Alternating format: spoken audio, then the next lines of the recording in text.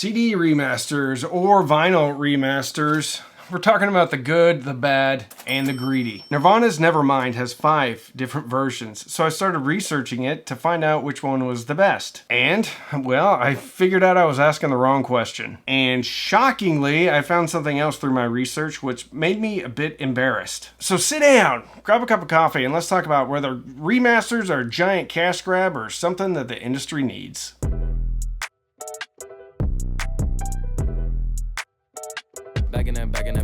Today we're going to talk about what a remaster actually is, a quick history of remasters, why albums get remastered, a bit of a case study which completely shattered my paradigm about remasters. Then we're going to talk about good remasters, bad remasters, and figuring out if it actually is a cash grab.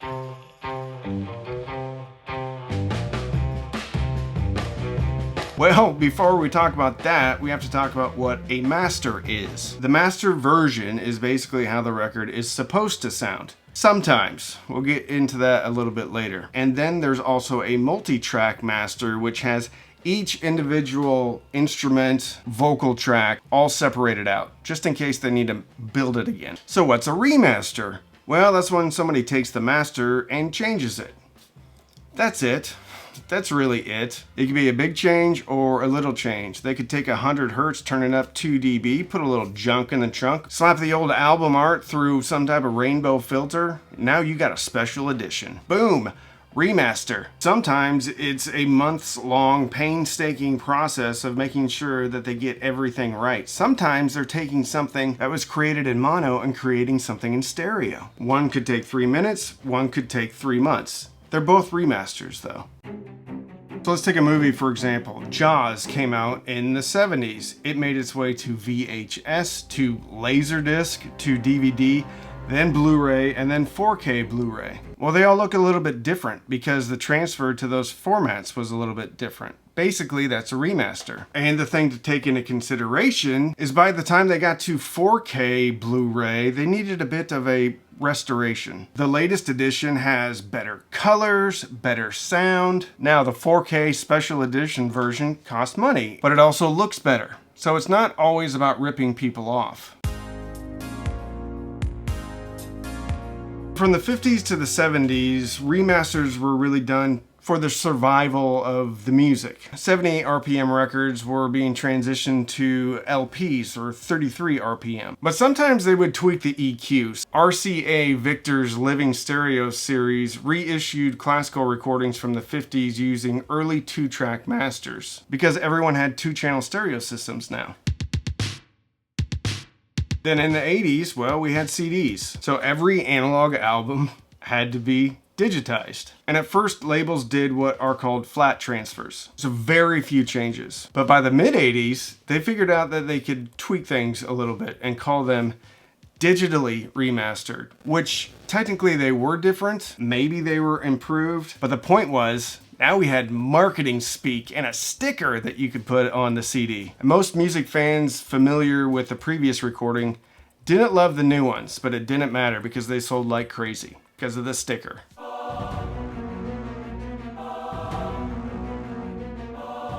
Once they saw that they could sell more of their same old records because of a sticker, well, they leaned into that a little bit. And just like a shark, like Jaws, they smelled blood in the water. Now entire catalogs were being remastered, but with extra tracks, new packaging, and again, remember that digitally remastered sticker that goes on it. In 1990, Led Zeppelin came out with a box set. I was a freshman in high school. I really wanted it. One of my buddies had it, but it was very expensive. And years later, when, well, I had a YouTube channel, I went on eBay and got it. And it's awesome. I love it. And this one was digitally remastered by Jimmy Page and George Marino at Sterling Sound, New York in May of 1990. And I may be a bit of a fan of the box sets. Early 2000s, we saw necessity and, well, a bit of a cash grab. Everything on a CD was 16-bit 44.1 kilohertz. That's not really important. What's important is iTunes used an AAC encoder. You don't need to really worry about those details either. What you do need to worry about is that they couldn't just take a CD track and pop it onto iTunes. I'm painting with really broad strokes here, but my point is that now there was yet another format. Also, this was the age of high definition tracks, which now was the new digitally remastered. People thought, well, if I can get my music in high res, that's the best version. Even though that's not always the case, and in hindsight, most CDs at 1644.1 sound better than most streaming at 24.192. There was also SACD that had multi-track up to 5.11. Sometimes albums were mixed, especially for multi-channel playback, but a lot of times they weren't, and they were just remastered for multi-track. And with the proliferation of all these different streaming options, some of them had different streaming formats. Every time there's a different format, there needed to be another remaster. And each time that happened, there was the potential for things to change. MQA came on the scene, which I'm not even going to talk about. My point is that finally there has been a bit of a universal adoption of FLAC. But just like 78s going to 33s, going to cassettes, 8 tracks, the same thing holds true from the 50s till today. And the other thing that holds true is that if the record label can make money from it, either through marketing or actual improvement, they're going to do it.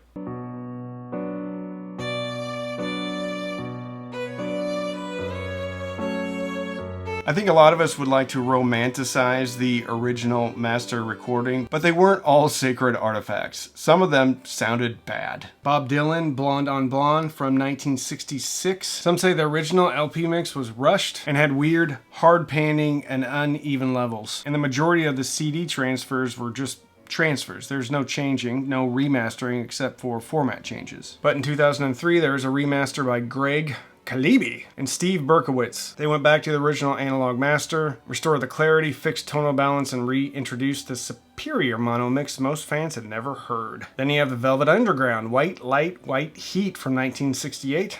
A lot of stuff from the 60s. It famously had a rough mix. The original release was overloaded, distorted, and hard to listen to. Early CD versions, again, just dumped the old tape with no cleanup. But in 2013, the Deluxe Edition remaster cleaned up the extreme distortion without neutering it, which is a good thing. Don't want to be neutered. However, would you like to hear an ironic twist? Well, it seems like this reason to remaster an album is to make it sound worse. This was called the Loudness Wars, and in the 90s and early 2000s, for whatever reason, the trend was to squish the dynamic range on the records and make them much louder. And the idea behind it was louder songs grab people's attention. Sometimes it's about fixing what went wrong in the first place. I'm talking about the artist's intent. After Nirvana's Nevermind absolutely just blew up, of course Geffen wanted a follow-up to it. And what we got was In Utero. That came out in 1993. They wanted something a little bit more raw, aggressive, not as polished as Nevermind. So they brought in Steve Albini, who was known for really capturing the truth behind a band and the recording. And they tracked the whole album very quickly, all on analog tape. They gave it to Geffen. Geffen freaked out. They thought it was way too aggressive. They thought Kurt Cobain's voice was stepped way too back on the stage, and it wasn't polished enough. So they brought in Scott Litt, who's also very famous and has worked with big bands like REM. And he remixed All Apologies and Heart-Shaped Box because they thought those were going to be the biggest singles off the record. And they were right. And the way he mastered the album was to bring down that aggression, soften the edges, and made it more appropriate for the radio. And that version was released in 1993. Bought it, own it, loved it for over 30 years. Now, 2013, Steve Albini is brought back in to create what the band wanted the entire time. And what we got was the 2013 mix. And it is awesome. All right, I have it on 45. But it's really good. And I think it's what the band wanted to begin with. It was raw, unapologetic. There's a dad joke in there about all apologies, but I'm not going to say it. And the takeaway is that the 2013 version A lot of people think it was the version that should have been released to begin with. Now, we got this one, which is the Bob Weston version. The 2023 version was remastered from the original master that was released. So it was kind of like a reverse remix remaster. But when I realized this, it made me realize something else, and that's where the embarrassment and shame comes in. This was the point in the research where I realized I was very stupid and dumb. But maybe some of you don't really know the difference either.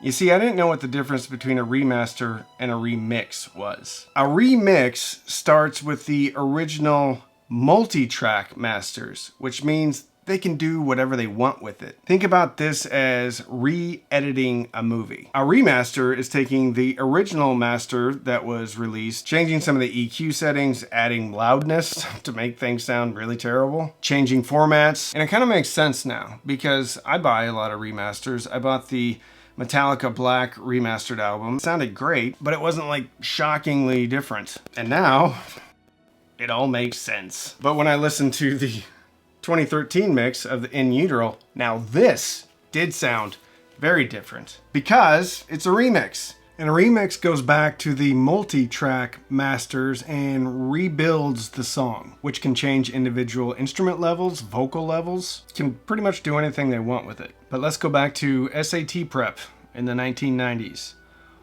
All remixes are remastered, but not all remasters are remixes. That makes sense. And now you know how stupid I am. Examples of some bad remasters were the 2007 20th anniversary edition of U2 The Joshua Tree, which I find incredibly ironic because I don't think the original YouTube records sounded good. And for a remaster to make it worse, it's quite the accomplishment. That 2007 remaster was apparently compressed and EQ'd for loudness. Yay! Bruce Springsteen, Born to Run, 2005, the 30th anniversary CD. Apparently, it increased the brightness, which is a lot of fun for listening fatigue. Also screwed up the soundstage and the largeness of the recording. Guns N' Roses, Appetite for Destruction, the 2018 Locked and Loaded box set. It was called Overcompressed, Shiny, and Polished at the expense of grit. Lost the raw, punchy nature of the original.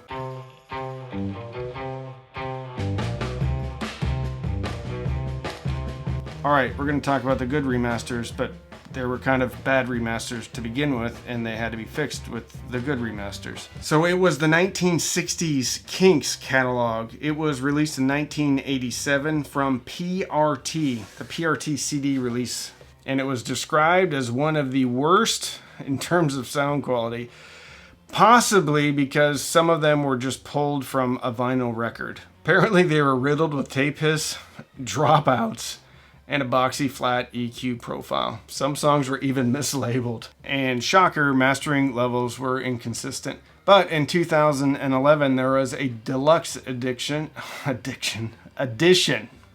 from Sanctuary Records and Universal.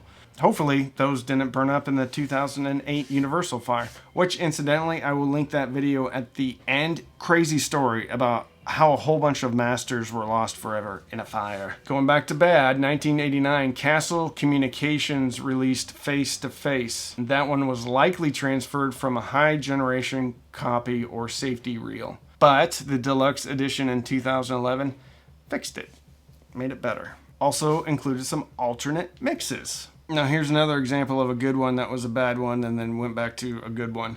The Beatles' Rubber Soul. Original stereo mix was in 1965. However, in 1987 they released a stereo CD. It was marketed as a digital remaster but was actually a remix from the 4-track tapes. The result?